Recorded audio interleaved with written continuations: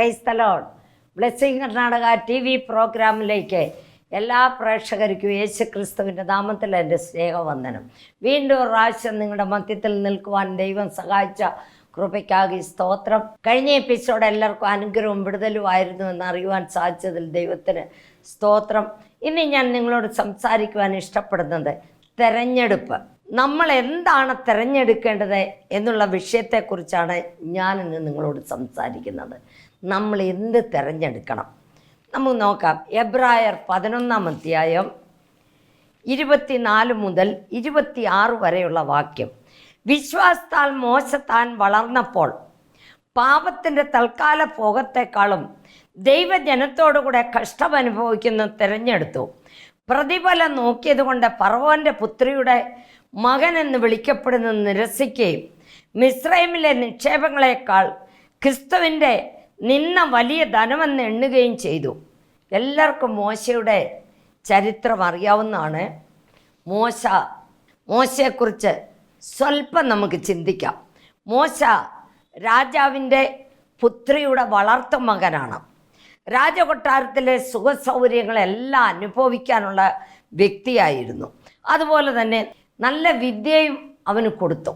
രാജാവിൻ്റെ കാലശേഷം നെക്സ്റ്റ് രാജാവാകേണ്ടത് അവനുമായിരുന്നു. അവൻ അങ്ങനെ ജീവിച്ചു വന്നപ്പോൾ ദൈവം അവൻ്റെ മുമ്പിൽ 2 ചോയ്സ് ഇട്ടു. അതായത് 1 വിശാലവാദ വഴി, 2 ഇടുക്കമായ വഴി. അതെന്തുവാണെന്ന് ചോദിച്ചാൽ നമ്മളിപ്പം വായിച്ചല്ലോ. അതുപോലെ തന്നെ മോശയുടെ ചരിത്രം എല്ലാവർക്കും അറിയാവുന്നതാണ്.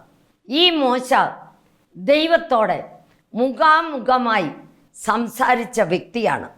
അതുപോലെ തന്നെ ബൈബിളിലെ 5 പുസ്തകം എഴുതിയ വ്യക്തിയാണ് മോശ. മനുഷ്യരല്ലി ജനിച്ച വ്യക്തിയിൽ ഇവനെ പോലെ സൗമ്യൻ ആരുമില്ല എന്ന് ദൈവം അവനെക്കുറിച്ച് സാക്ഷി പറഞ്ഞു. അരമനയല്ലി എല്ലാ സുഖ സൗകര്യങ്ങളും അനുഭവിച്ച് നല്ല വിദ്യയും കിട്ടി. അടുത്ത രാജസ്ഥാനവും മോശയ്ക്ക് ആയിരുന്നു. ആ സമയത്ത് അവൻ്റെ മുമ്പിൽ 2 ചോയ്സ് ഇട്ടിരിക്കുകയാണ്. അരമനയല്ലി എല്ലാ സുഖങ്ങളും അനുഭവിച്ച് രാജനായി കഴിയാൻ നീ ഇഷ്ടപ്പെടുന്നു, അല്ലെങ്കിൽ ദൈവമക്കളുടെ നിന്നെ അനുഭവിച്ച് ദൈവത്തോടുകൂടെ നടക്കുവാൻ ആണോ നല്ലത്? ഇങ്ങനെ 2 ചോയ്സ് അവൻ്റെ മുമ്പിലിട്ടു. എന്നാൽ രാജകൊട്ടാരത്തിലെ സുഖമോ അല്ലെങ്കിൽ ദൈവജനത്തോടുകൂടെ കഷ്ടം തിരഞ്ഞെടുക്കേണ്ട സന്ദർഭം അവൻ്റെ ജീവിതത്തിൽ വന്നു. അപ്പോൾ അവൻ മിസ്രൈമിൻ്റെ നിക്ഷേപത്തെക്കാൾ ദൈവജനത്തോടുകൂടെ കഷ്ടം അനുഭവിക്കുന്നത് അവൻ തിരഞ്ഞെടുത്തു. പ്രിയ മക്കളെ, ഈ കാലത്തെ മക്കളോ ഈ കാലത്തിലെ ജനങ്ങളോ ആണെങ്കിൽ, എനിക്ക് ഇത്രയും സുഖസൗകര്യം രാജകൊട്ടാരത്തിലുണ്ട്, അതും അടുത്തത് ഞാൻ രാജനാകേണ്ടതാണ് എന്നെല്ലാം പറഞ്ഞ് അവർ ആ സ്ഥാനത്ത് തന്നെ നിന്നേന്. എന്നാൽ മോശ ഈ ദൈവജനങ്ങളോടുകൂടെ കഷ്ടം അനുഭവിക്കുന്നത് അവൻ തിരഞ്ഞെടുത്തു. നമ്മുടെ മുമ്പിലും ഈ 2-ലൊന്ന് തിരഞ്ഞെടുക്കേണ്ട സന്ദർഭം വരുന്നു. പ്രിയ മക്കളെ, മത്തായിയുടെ സുവിശേഷം 7-ാം അധ്യായം 13-14 വാക്യം. ഇടുക്ക് വാതിലൂടെ അകത്ത് കടപ്പിൻ, നാശത്തിലേക്ക് പോകുന്ന വാതിൽ വീതിയുള്ളതും വഴി വിശാലവും അതിൽ കൂടി കടക്കുന്നവർ അനേകരുമാകുന്നു. ജീവങ്കലേക്ക് പോകുന്ന വാതിൽ ഇടുക്കവും വഴി ഞെരുക്കവുമുള്ളത്, അത് കണ്ടെത്തുന്നവർ ചുരുക്കമത്രേ. നമ്മുടെ മുമ്പിലും 2 വഴികൾ ദൈവം വെച്ചിരിക്കുകയാണ്. 1 അകലമായ വഴി. അകലമായ വഴിയെന്ന് പറഞ്ഞാൽ നിൻ്റെ ഇഷ്ടം പോലെ നിനക്ക് ജീവിക്കാം. നിനക്ക് വീടി വലിക്കാം, നിനക്ക് സിഗരറ്റ് വലിക്കാം, നിനക്ക് കുടിക്കാം, നിൻ്റെ കൊല ചെയ്യാം, വഴക്കുണ്ടാക്കാം, എന്ത് വേണമെങ്കിലും എങ്ങനെ വേണമെങ്കിലും ജീവിക്കാം. പക്ഷേ നീ അങ്ങനെ ജീവിച്ച് ലാസ്റ്റ് എവിടെ പോകുമെന്നറിയോ? നിത്യ നരകത്തിലേക്ക്. ആ നിത്യ നരകം നിനക്ക് വേണോ? ഇല്ല. ഇടുക്കവും ഞെരുക്കവുമായ വഴിയിൽ കൂടെ നീ പോകുന്നുവെങ്കിൽ കർത്താവായ യേശു ക്രിസ്തുവിനെ സ്വന്തം രക്ഷകനാക്കി സ്വീകരിച്ച് പാപങ്ങളെല്ലാം ഏറ്റുപറഞ്ഞ് സ്നാനപ്പെട്ട് പരിശുദ്ധാത്മാഭിഷേകം പ്രാപിച്ച് സത്യത്തിലും ആത്മാവിലും ആരാധിക്കുകയും എല്ലാ കെടുക്കുകളും വിട്ടുവിട്ട് എല്ലാ പാപങ്ങളും വെടിഞ്ഞ് നമ്മൾ പരിശുദ്ധമായി ജീവിച്ചാൽ നമ്മൾ എവിടെ പോകും? എൻ്റെ നിത്യരാജ്യം, സ്വർഗരാജ്യം. ഈ സ്വർഗരാജ്യം നിങ്ങൾക്ക് വേണമോ? നിത്യ നരകം നിങ്ങൾക്ക് വേണമോ? നിങ്ങളുടെ മുമ്പിൽ 2 വഴി വെച്ചിരിക്കുകയാണ്, 2 ചോയ്സ് ഇട്ടിരിക്കുകയാണ്. നിങ്ങൾക്കിഷ്ടമുള്ളത് തിരഞ്ഞെടുക്കാം. ആരും നിങ്ങളെ പിടിച്ചു വലിച്ചോണ്ട് യേശുവിൻ്റെ മുമ്പിൽ വാ, യേശുവിനെ നീ സ്വന്തം രക്ഷകനാക്കി സ്വീകരിക്കുമെന്നും പറഞ്ഞ് ആരും നിന്നെ പിടിച്ചു വലിച്ചുകൊണ്ട് വരത്തില്ല. പിന്നെ ഞങ്ങളെ ഏൽപ്പിച്ച ജോലി ഞങ്ങൾ ദൈവത്തിൻ്റെ സന്നിധിയിൽ ചെയ്യുന്നു. കാരണം ദൈവം ഞങ്ങളോട് പറഞ്ഞിട്ട് പോയിരിക്കുന്നതാണ്, നിങ്ങൾ ശക്തി ലഭിച്ചു കഴിയുമ്പോൾ യെരുശലേമിലും യഹൂദിയയിലും ശമരിയയിലും ഭൂമിയുടെ അറ്റത്തോളം പോയി എൻ്റെ സാക്ഷിയായിരിക്കുവാൻ പറഞ്ഞിട്ട് പോയിരിക്കുകയാണ്. അനേകരോട് ഞങ്ങളുടെ സാക്ഷി പറയുകയും ഈ വചനത്തിൽ നിന്നും ഞങ്ങൾ സംസാരിക്കുകയും ചെയ്യുന്നു. പ്രിയ മക്കളെ, നിങ്ങൾക്കിഷ്ടമുണ്ടെങ്കിൽ സ്വീകരിക്കാം, ഇഷ്ടമില്ലെങ്കിൽ വിട്ടേക്കാം. നല്ല മാർക്ക് ഞങ്ങൾ പറയുന്നു. നിങ്ങൾക്കിഷ്ടമുണ്ടെങ്കിൽ സ്വീകരിച്ചാൽ മതി, ഇഷ്ടമില്ലെങ്കിൽ വിട്ടേക്കുക. ഞങ്ങൾ ആരെയും പിടിച്ചു വലിച്ചുകൊണ്ട് വന്ന് സ്നാനപ്പെടുത്തുകയോ പിടിച്ചു വലിച്ചുകൊണ്ട് വന്ന് ഒന്നും ചെയ്യത്തില്ല, യാതൊന്നും ചെയ്യത്തില്ല. പക്ഷേ ഈ കർണാടക സ്റ്റേറ്റിലെ ജനങ്ങളൊക്കെ എന്തൊക്കെയോ പറഞ്ഞു നടക്കുന്നത്. പക്ഷേ നമ്മുടെ ദൈവം ജീവിക്കുന്ന ദൈവമാണെന്ന് അവർക്കറിയത്തില്ല. അതുകൊണ്ട് ഞങ്ങൾ വിളിച്ചു പറയുകയാണ്, എൻ്റെ യേശു ജീവിക്കുന്ന ദൈവമാണ്, എൻ്റെ യേശു രക്ഷിക്കുന്ന ദൈവമാണ് എന്ന് എല്ലാവരോടും വിളിച്ചു പറയുകയാണ്. അതുപോലെ തന്നെ നമുക്ക് നോക്കാം, ജെൻസിസ് അതായത് ഉൽപ്പത്തി 13-ാം അധ്യായം 10 മുതൽ 18 വരെയുള്ള വാക്യം വായിക്കുമ്പോൾ അതിനകത്ത് നിങ്ങൾ വായിച്ചു നോക്കിക്കോ. 11-ാമത്തെ വാക്യം, ലോത്ത് യോർദാൻ അരികെയുള്ള പ്രദേശമൊക്കെയും തിരഞ്ഞെടുത്തു. ഇങ്ങനെ ലോത്ത് കിഴക്കോട്ട് യാത്രയായി. അവർ തമ്മിൽ പിരിഞ്ഞു. അബ്രഹാം ദേവനെ ആരാധിക്കുന്നു തിരഞ്ഞെടുത്തു. ലോത്ത് ഈ ലോകസുഖങ്ങൾ തിരഞ്ഞെടുത്തു. അതുകൊണ്ട് അവൻ്റെ ജീവിതത്തിൽ എന്തെല്ലാം കഷ്ടം വന്നുവെന്ന് ബൈബിൾ വായിക്കുന്നവർക്കറിയാം. പ്രിയ മക്കളെ, അബ്രഹാമും ലോത്തും ഒന്നിച്ച്, അബ്രഹാം പോയ കൂടെ ലോത്തും കുടുംബവും പോയി, അവൻ്റെ മൃഗസമ്പത്തുകളെല്ലാം പോയി. അങ്ങനെ എല്ലാം ഒരിടത്തായിട്ട് കഴിഞ്ഞു.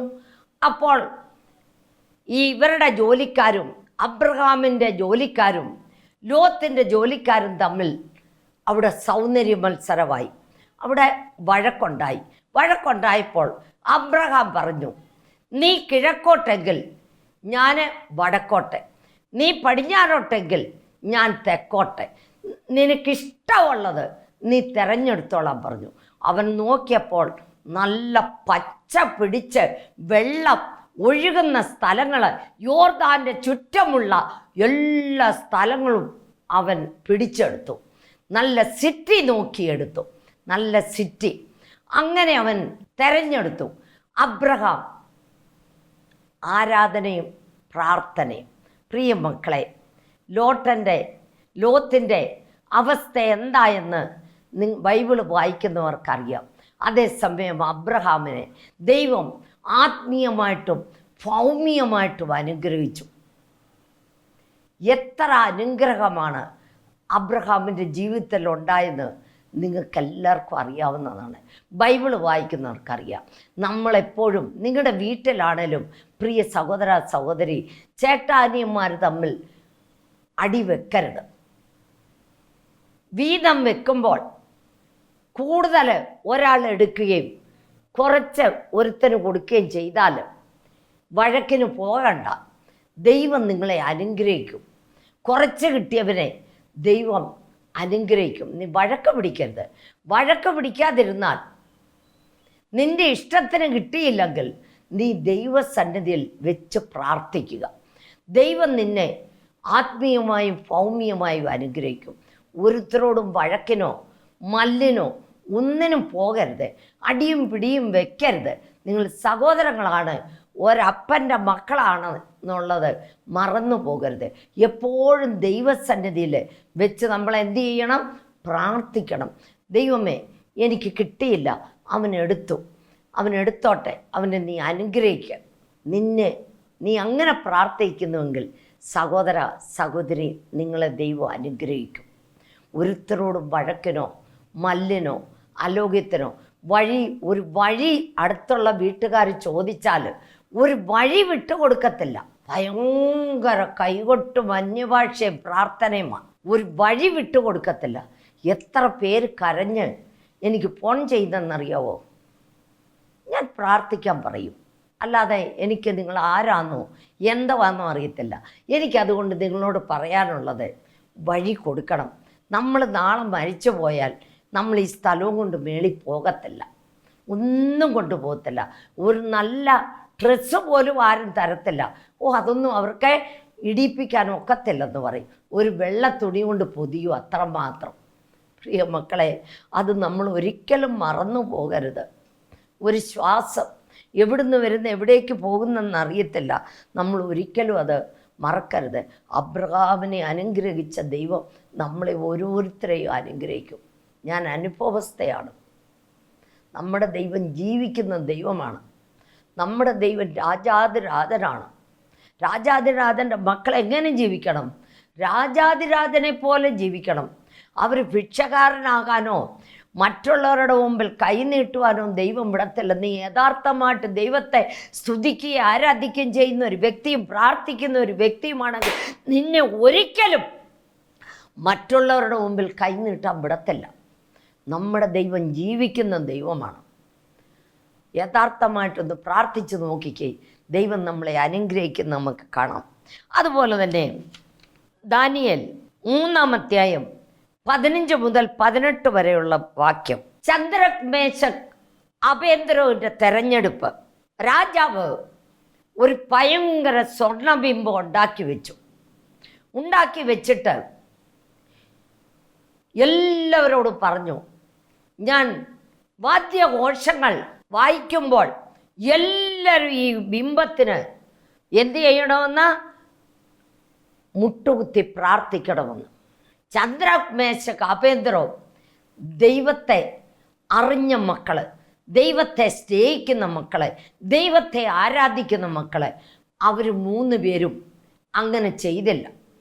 ഇത് വേറെ ആൾക്കാർ കണ്ടിട്ട് രാജാവിനോട് വന്ന് പറഞ്ഞു. രാജാവ് ഉടനെ വിളിക്കവരെ. അവർ വന്ന ഉടനെ അവരോട് പറയാണ്, ഞങ്ങളിപ്പോൾ തമ്പുരോ വീണ നാഗസ്വരങ്ങൾ ഊതുമ്പോൾ നിങ്ങൾ ഈ എൻ്റെ ബിംബത്തിന് നമസ്കാരം അടിക്കുകയും മുട്ടുകുത്തുകയും ചെയ്യണം.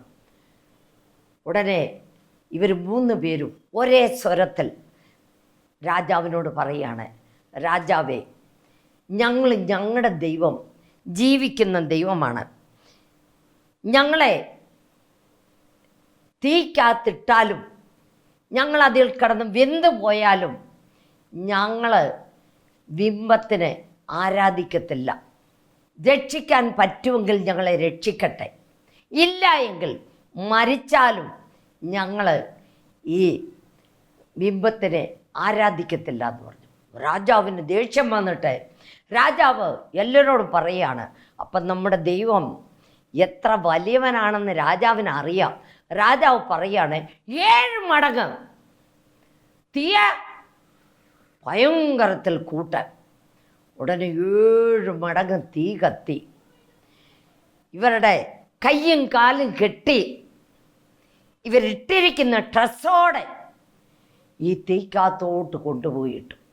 ഇടാനായിട്ട് കൊണ്ടുപോയവരെ തീ പിടിച്ചു, അവരുടെ ദേഹത്ത് തീ പിടിച്ചു. ശദ്രക് മേശക് അബേദ്നെഗോ കെട്ടഴിഞ്ഞ് 3 പേരും വെള്ളത്തിൽ കൂടെ നടക്കുന്നത് പോലെ തീക്കകത്തൂടെ നടക്കാൻ തുടങ്ങി. രാജാവ് സൂക്ഷിച്ചു നോക്കുമ്പോൾ 3 പേരെയല്ലേ നമ്മൾ തീക്കകത്തിട്ടത്. ഇപ്പോൾ ഇതാ 4 പേര് നടക്കുന്നു. ഒരാൾ ഭയങ്കര ദൈവകുമാരനെ പോലെ കാണുന്നു എന്ന് രാജാവ് പറയുന്നു. രാജാവ് അടുത്ത് എന്നിട്ട് നമ്മുടെ ദൈവം ആരാണ്?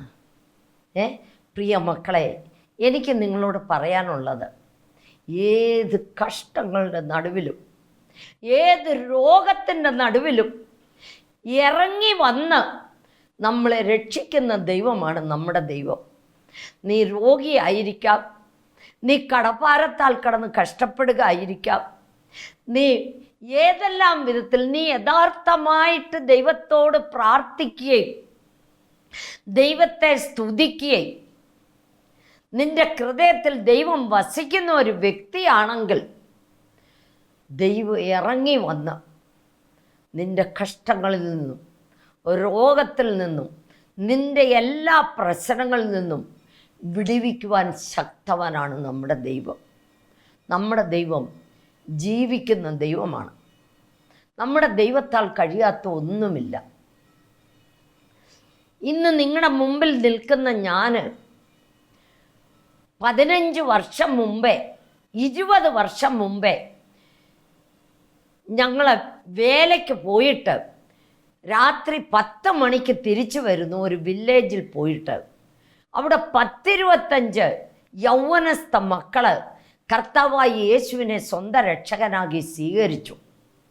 അത് സാത്താന് പിടിച്ചില്ല. അവിടുന്ന് തിരിച്ച് ഞങ്ങൾ രാത്രി 9:30 വരുമ്പോൾ തമിഴ്നാട് ലോറിയും ഞങ്ങളുടെ ലോറിയും തമ്മിൽ കൂട്ടിയിടിച്ചു. വണ്ടി കണ്ടാൽ ആരും രക്ഷപ്പെട്ടെന്ന് പറയത്തില്ല.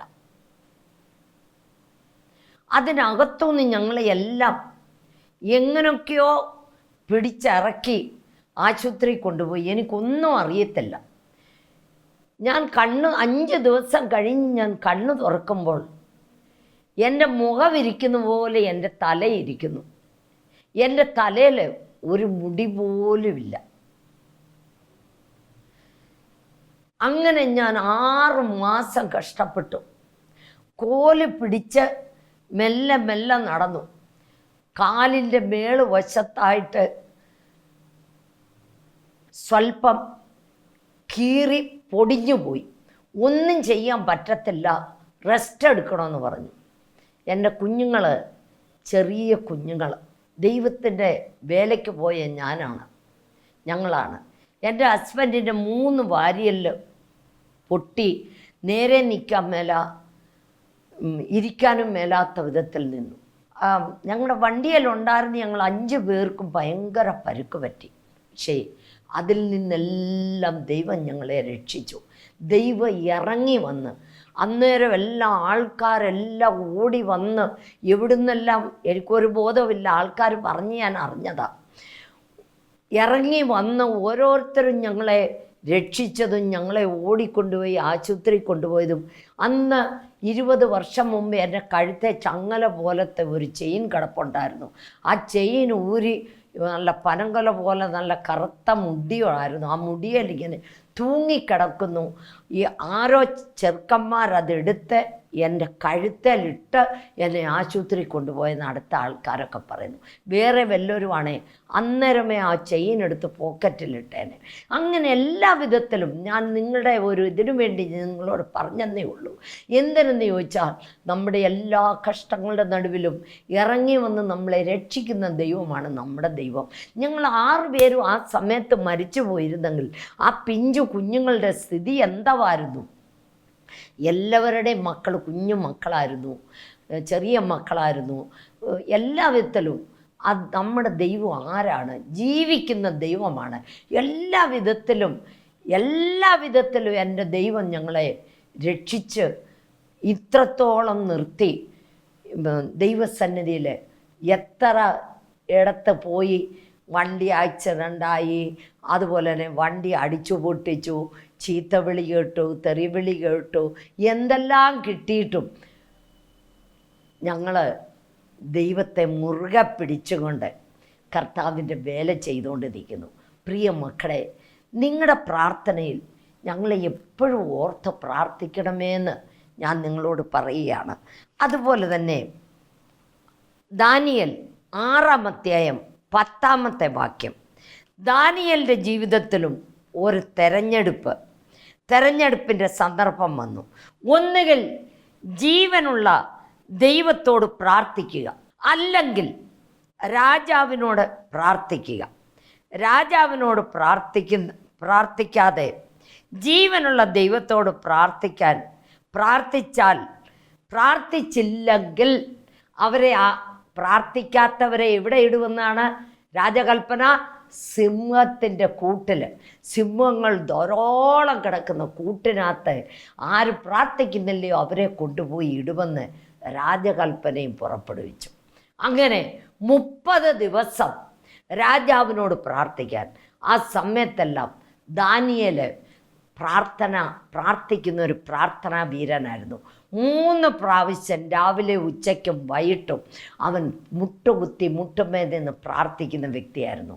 അവൻ സിംഹത്തിൻ്റെ കൂട്ടിലിട്ടാലും എൻ്റെ ശരീരമല്ലേ സിംഹം തിന്നത്തുള്ളൂ, എൻ്റെ ആത്മാവിനെ തിന്നാൻ പറ്റത്തില്ലല്ലോ. പ്രിയ മക്കളെ, അവൻ 3 ആവർത്തി ദൈവത്തോട് പ്രാർത്ഥിക്കുമായിരുന്നു. രാജാവിനോട് ചെന്നു ആൾക്കാരെല്ലാം ബന്ധപ്പെട്ട് കഷ്ടപ്പെട്ട് വന്ന് ഇവൻ പ്രാർത്ഥിക്കുന്ന കണ്ടുപിടിച്ചിട്ട് ഇവനോട് ഭയങ്കര വൈരാഗ്യമായിരുന്നു ജനങ്ങൾക്ക്. എന്തെന്ന് ചോദിച്ചാൽ ഇവൻ വിശ്വസ്തനായിട്ട് ആ രാജസ്ഥാനത്തിൽ ജോലി ചെയ്യുമായിരുന്നു. അങ്ങനെ ജോലി ചെയ്തത് കണ്ടിട്ട് ഇവർക്ക് അന്യായം പ്രവർത്തിക്കുവാനോ കക്കുവാനോ മോഷ്ടിക്കുവാനോ ഒന്നും പറ്റാതെ വന്നപ്പോൾ ഇവർ എങ്ങനെങ്കിലും ഇവനെ നശിപ്പിക്കണമെന്നൊരു തീരുമാനത്തോടെ ഇവർ ഈ തീരുമാനമെടുത്തത്. അങ്ങനെ അവർ രാജാവിനോട് പോയി പറഞ്ഞു. രാജാവ് ബാബേൽ സംസ്ഥാനത്തു നിന്നും കൊണ്ടുവന്ന ദാനിയേൽ രാജാവിനോട് പ്രാർത്ഥിക്കുന്നില്ല, അവൻ്റെ ദേവനോട്, അവൻ്റെ ദൈവത്തോടെ അവൻ പ്രാർത്ഥിക്കുന്നുവെന്ന്. ഉടനെ രാജാവിന് ഭയങ്കര ദുഃഖമായി. കാരണം അവൻ രാജസ്ഥാനത്ത് വന്നപ്പോൾ അവിടെ നല്ല അനുഗ്രഹമായി. ദൈവമക്കളെ എവിടെ കാലിടുന്നോ അവിടെ അനുഗ്രഹമാണ്. അവൻ അവിടെ കയറിയപ്പോൾ മുതൽ അവിടെ അനുഗ്രഹവും എല്ലാ വിധത്തിലും ജോലി കാര്യങ്ങളിലെല്ലാം ഒരു ഡിസിപ്ലിനായിട്ട് അവൻ ചെയ്യുന്നുണ്ടായിരുന്നു. അങ്ങനെ ചെയ്യുന്നത് കൊണ്ട് രാജാവിന് അവനെ സിംഹത്തിൻ്റെ കൂട്ടിലിടാൻ ഇഷ്ടമില്ലാതെ വന്നു. എന്നിട്ടും ആൾക്കാർ സമ്മതിച്ചില്ല. രാജകൽപ്പന ലംഘിക്കാൻ പാടില്ല, ഒരു കാരണവശാലും ലംഘിക്കാൻ പാടില്ലെന്നും പറഞ്ഞ് അവരിത് ചെയ്തു. അങ്ങനെ ദാനിയേലിനെ കൊണ്ടുപോയി സിംഹത്തിൻ്റെ കൂട്ടിലിട്ട് കൂടിൻ്റെ വാതിലിൽ കല്ലും വെച്ച് സീലും വെച്ചു. രാജാവിന് രാത്രിയിൽ ഉറക്കം വരുന്നില്ല, ദാനിയേലിനെ കൊണ്ടിട്ടല്ലോ. ദാനിയേലിനെ രാജാവ് രാവിലെ എഴുന്നേറ്റ് ദാനിയേലിനോട് ദാനിയേലിനെ എന്നും പറഞ്ഞ് വിളിച്ചു ചെല്ലുന്നു. അപ്പോൾ ദാനിയേൽ രാജാവിനോട് പറയുന്നു, ഞാൻ രാജസന്നിധിയിലും ഒരു തെറ്റും ചെയ്തിട്ടില്ല, ദൈവത്തിൻ്റെ മുമ്പിലും ഞാനൊരു തെറ്റും ചെയ്തിട്ടില്ല. അങ്ങനെ പറയുമ്പോൾ ദാനിയേലിനെ സിംഹക്കൂട്ടിൽ നിന്നും മേലിലേക്ക് കയറ്റുകയും ഈ ആലോചന ഈ ദാനിയേലിനെ സിംഹത്തിൻ്റെ കൂട്ടിലിടണമെന്ന് തീരുമാനിച്ചവരെ എല്ലാം, അവരെ തന്നെയല്ല അവരുടെ കുടുംബത്തെയും അവരുടെ ഭാര്യയും മക്കളെയും എല്ലാം കൊണ്ടുവന്ന് സിംഹത്തിൻ്റെ കൂട്ടിലിട്ടു. പ്രിയ മക്കളെ, താൻ കുഴിക്കുന്ന കുഴിയിൽ താൻ തന്നെ വീഴും. അങ്ങനെയല്ലേ പ്രിയ മക്കളെ, നമ്മൾ ഇപ്പോഴേ തീരുമാനമെടുത്തോണം. ഞാൻ ജീവിക്കുന്നെങ്കിൽ എൻ്റെ യേശുവിന് വേണ്ടി ജീവിക്കും, മരിക്കുന്നുവെങ്കിലും ഞാൻ എൻ്റെ യേശുവിന് വേണ്ടി മരിക്കും. എൻ്റെ യേശു വരുന്ന സമയം അടുത്തിരിക്കുകയാണ്. ഇനി അധികം ദിവസങ്ങളില്ല. ദൈവം നിൻ്റെ മുമ്പിൽ 2 വഴിയിട്ടിരിക്കുകയാണ്. ഒന്ന് ഇടുക്ക് വഴി, ഒന്ന് വിശാലമായ വഴി. നിനക്ക് ഏത് വേണം നീ തിരഞ്ഞെടുത്തോ. ആരും നിന്നെ ബലം പിടിച്ച് ആരും കെട്ടി വലിച്ചുകൊണ്ട് വരത്തില്ല. നിൻ്റെ ഇഷ്ടമാണ്. നിൻ്റെ ആത്മാവ് എവിടെ പോകണം? നിത്യരാജ്യത്തിൽ പോകണമോ സ്വർഗരാജ്യത്തിൽ പോകണമോ? ആ കാഹളം ധ്വനിക്കുന്ന സമയം അടുത്തിരിക്കുകയാണ്. എൻ്റെ കർത്താവ് വരുന്ന സമയം അടുത്തിരിക്കുകയാണ്. നിങ്ങൾ പോകാൻ റെഡി ആയിക്കോ പ്രിയ മക്കളെ. ഇവിടെ അനേക വിഷയങ്ങൾ നടക്കുന്നുണ്ട്. അനേക രോഗികൾ സൗഖ്യമാകുന്നുണ്ട്. അനേക ഭൂതങ്ങൾ വിട്ടുപോകുന്നുണ്ട്. ഈ കഴിഞ്ഞ ദിവസം ഭയങ്കര ഒരു സംഭവം നടന്നു. ഞാൻ ഒരു സ്ത്രീയെ ഇവിടെ കൂട്ടിക്കൊണ്ട് വന്നു. ആ കൂട്ടിക്കൊണ്ട് വന്ന സമയത്ത് ഞാൻ അവർക്ക് വേണ്ടി പ്രാർത്ഥിക്കാൻ ഒരുങ്ങി. പ്രാർത്ഥിക്കാൻ തുടങ്ങിയ ഉടനെ ഇവളെ 5-6 പേര് കൂടി എടുത്തുകൊണ്ട് വന്ന് ചർച്ചിൽ കടത്തിയിരിക്കുകയാണ്. ഞാൻ കണ്ണടച്ച് പ്രാർത്ഥിക്കുകയാണ്. പ്രാർത്ഥിച്ചുകൊണ്ടിരിക്കുമ്പോൾ ഇവൾ ഇറങ്ങി ഒറ്റ ഓട്ടത്തിന് വെളിയിലിറങ്ങിയിട്ട് വെളിയിൽ നിന്ന് കതകടച്ചിട്ട് റോഡിൽ ഓടി.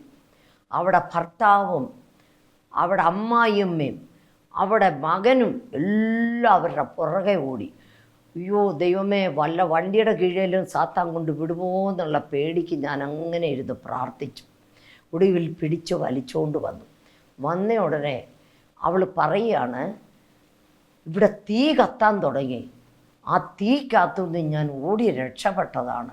എന്നെ കത്തിക്കരുതേ, ഞാൻ പൊക്കോളാമേ, പൊക്കോളാം. നീ പൊക്കോ, നീ പൊയ്ക്കോ, നീ എന്തിനിവിടെ ചരിതി? ഇവക്ക് ഭയങ്കര വയറ്റുവേദനയാണ്. വയറ്റുവേദന എന്ന് പറഞ്ഞാൽ അത് എപ്പോഴാണ് വയറ്റുവേദന വരുത്തുന്നു? രാത്രിയിൽ. പകലൊന്നും വരത്തില്ല, രാത്രിയിൽ അവളെ ഉറക്കത്തില്ല. ഭയങ്കര വയറ്റുവേദനയാണ്. അങ്ങനെ ഞാൻ പൊക്കോളാമെന്നും പറഞ്ഞ് അവിടെ ശരീരത്തിൽ നിന്നും അത് വിട്ടുപോയി. അങ്ങനെ ആ കുടുംബം യഥാർത്ഥമായിട്ട് ദൈവത്തിന് വേണ്ടി സമർപ്പണം ചെയ്തിരിക്കുന്നു. പ്രിയ മക്കളെ, നിങ്ങളുടെ പ്രാർത്ഥനയിൽ എന്ത് വിഷയമുണ്ടെങ്കിലും ഞാൻ നിങ്ങൾക്ക് വേണ്ടി പ്രാർത്ഥിക്കാൻ പോവാണ്. നിങ്ങളുടെ വേദനയുള്ള ഭാഗത്ത് നിങ്ങളുടെ കരം വയ്ക്കുക. ദൈവം നിങ്ങളെ തൊടാൻ പോവുകയാണ്. പരിശുദ്ധാത്മാവ് നിങ്ങളെ തൊടാൻ പോവുകയാണ്. ഹല്ലേലൂയ, സ്തോത്രം സ്തോത്രം സ്തോത്രം. കരുണാസമ്പന്ന നിത്യനുമായ ഞങ്ങളുടെ വാഴ്ത്തപ്പെട്ട സ്വർഗസ്ഥ പിതാവേ, ദൂരത്തും ചാരത്തും ആർക്കും മക്കളുമായിട്ട് നിൻ്റെ അടുത്ത് വരുന്നപ്പാ, നിന്റെ മക്കളെ നീ അനുഗ്രഹിക്കണമേ. രോഗത്താൽ, ദുഃഖത്താൽ, ഭാരത്താൽ കർത്താവെ സമാധാനമില്ലാതെ എത്രയോ കുടുംബങ്ങൾ കഴിയുന്നപ്പ, അവർക്ക് നീ ശാന്തി സമാധാനം കൊടുക്കണമേ കർത്താവെ. ഈ ലോകം തരുന്ന സമാധാനം ശാശ്വതമല്ലപ്പ, നീ തരുന്ന സമാധാനം ശാശ്വതമായി സമാധാനമാണപ്പ. ഞങ്ങളുടെ അടുത്ത് കർത്താവെ 2 വഴി കിടക്കുന്നല്ലപ്പ.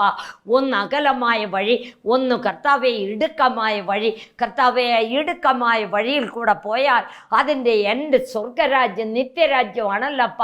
ആ ഇടുക്കമായ വഴിയിൽ കൂടെ പോകുന്നവരാക്കി ഞങ്ങളെ ഓരോരുത്തരെ നീ തീർക്കണമേ അപ്പ. കാൻസർ രോഗത്താല്, പാരാലിസിസ് രോഗത്താല് എത്രയോ ജനങ്ങൾ കഷ്ടപ്പെടുന്നപ്പ.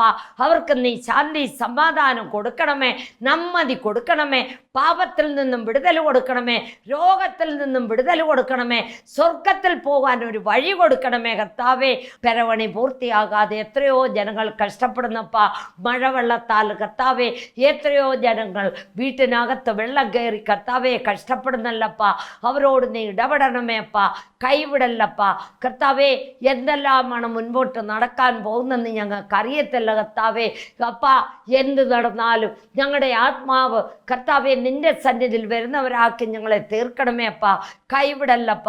എല്ലാ പാസ്റ്റർമാരെ, അച്ഛന്മാരെ, ഇവാഞ്ചലിസ്റ്റുകളെ നീ അനുഗ്രഹിക്കണമേ. നിന്റെ സുവിശേഷം എല്ലാ രാജ്യങ്ങളിലും എത്തിച്ചേരുവാൻ നീ സഹായിക്കണമേ അപ്പച്ചാ, നീ സഹായിക്കണമേ കർത്താവേ. സാലോമന്റെ യേശു ക്രിസ്തുവിൻ്റെ നാമത്തിൽ ചോദിക്കുന്നു, കൃപയോടെ കേൾക്കണമേ. ആമേൻ. നിങ്ങളുടെ പ്രാർത്ഥനാ വിഷയം ഞങ്ങൾക്ക് ഫോൺ ചെയ്താൽ ഞങ്ങൾ നിങ്ങൾക്ക് വേണ്ടി പ്രാർത്ഥിക്കുന്നതാണ്. നിങ്ങളുടെ പ്രാർത്ഥനയിൽ ഞങ്ങളെയും ഞങ്ങളുടെ കുടുംബത്തെയും ഞങ്ങളുടെ സഭയെയും ഞങ്ങളുടെ വേലയെ ഓർത്ത് പ്രാർത്ഥിക്കണമെന്ന് അപേക്ഷിക്കുന്നു. God bless you. Praise the Lord.